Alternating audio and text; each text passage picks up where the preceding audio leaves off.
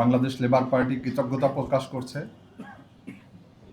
Bangladesh labour party 1974 সালে প্রতিষ্ঠিত এবং শেখ মুজিব কর্তৃক বাকশালের কারণে নিষিদ্ধ হয়েছিল। আমরা 77 সাল থেকে আবার পুনর্যাত্রা করেছি। মাওলানা মতিন আমাদের প্রতিষ্ঠাতা এবং লেবার পার্টি একটি নিবন্ধিত রাজনৈতিক দল। আমাদের নিবন্ধন নং 56, আমাদের মার্কা আনারস। আমরা দীর্ঘ 17 বছর ফ্যাসিবাদের বিরুদ্ধে আন্দোলন সংগ্রাম করেছি এবং এই আন্দোলন সংগ্রামে আপনারাই সাক্ষী ছিলেন। এবং জুলাই গণ আন্দোলনে লেবার পার্টির আন্দোলন সংগ্রামে আমাদের দুজন ভাই শাহাদত বরণ করেছেন। আমরা 5 তারিখের পরে আমাদের ভিতরে কিছু চিন্তা চলে আসছে। আমরা দীর্ঘ 17 বছর যাদের সাথে আন্দোলন সংগ্রাম করেছি তাদের চেহারার মধ্যে ক্রমশ ফ্যাসিবাদের ছাপ আমরা লক্ষ্য করেছি। আমরা ফ্যাসিবাদের কর্মকাণ্ডগুলোকে ক্রমান্বয়ে তাদের কর্মকাণ্ডে প্রমাণিত হতে দেখছি। সর্বশেষ আমরা যেদিন তাদের সাথে সম্পর্ক ছিন্ন করেছি তখন আমাদের এই বক্তব্যগুলো ছিল এবং আজকে আমরা নতুনভাবে জামাত ইসলামী নেতৃত্বে আজকে যে নতুন যাত্রা ইনসাফের বাংলাদেশ প্রতিষ্ঠা, সেই ইনসাফের বাংলাদেশ প্রতিষ্ঠার একজন কর্মী হিসাবে আমরা আজকে এখানে যোগদান করেছি।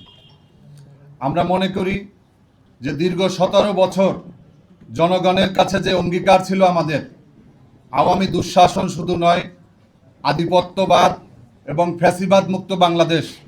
সামনের 12 তারিখে যে নির্বাচন, সেই নির্বাচনে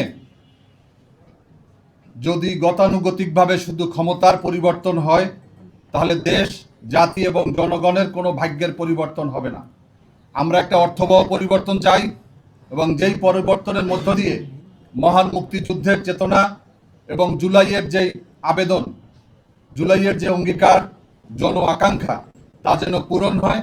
এজন্য আজকে থেকে আমাদের নতুন যাত্রা শুরু হলো। ইনশাআল্লাহ আপনাদের মনে আছে যে আমরা 18 দলীয় জোটে জামাত ইসলামী সহ আমরা দীর্ঘদিন কাজ করেছি। 4 দলীয় জোটের পরে রাজনৈতিক দল বাংলাদেশ লেবার পার্টি আমরা ছিলাম সেখানে এবং সর্বশেষ 25 সাল পর্যন্ত 20 বছর দীর্ঘদিন আমরা কাজ করেছি। আমাদের নীতি নৈতিকতার জায়গা থেকে আমরা পরীক্ষিত। আমরা কখনো কোনো স্বার্থের কাছে, কোনো সুবিধার কাছে আমরা মাথা নত করিনি। আমরা কোনো অফারের কাছে আমরা মাথা নত করিনি। আজকে এই জোটের সাথে আমরা এমনই একটা সময় যুক্ত হয়েছি যখন আমাদের আনুষ্ঠানিকভাবে কোনো আসন দেওয়ার কোনো সুযোগ নেই।